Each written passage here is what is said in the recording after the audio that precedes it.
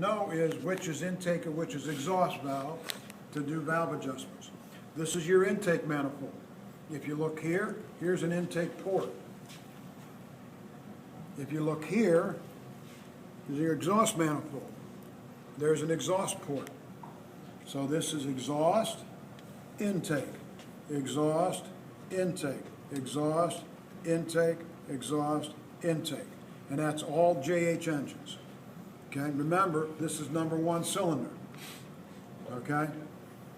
Flywheel end is number 1 cylinder. So the directions I'm going to give you is going to be from number 1 cylinder at the flywheel.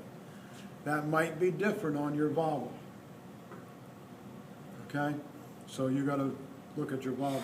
And what we're trying to do here is the clearance between the bottom of that rocker and that cap is 8/1000ths of an inch on this engine, both intake and exhaust for this engine. That's not true on some of the bigger engines, but on this engine that's true.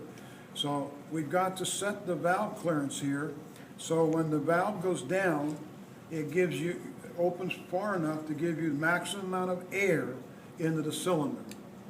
When the exhaust valve goes down, it's got to be open far enough to get all the burnt gases out of the cylinder. Now Yanmar been very kind on this, and this is 8 intake, 8 exhaust. Even if you didn't know, they're all 8. They're all 8, right. Now it's on all the engines up to the powerboat engines. The powerboat engines are different. The LH, for example, is 4 and 16, okay? 4 for the intake, 16 for the exhaust. It's a much hotter engine, much larger engine, much more fuel. So what I'm going to do, we're going to go up in the classroom and I'm going to go through the procedures for adjusting these valves. Then we're going to come out here. I'm going to do a couple, so you get the idea of it. Then I'm going to turn over to you. Where's your feeler gauge over there?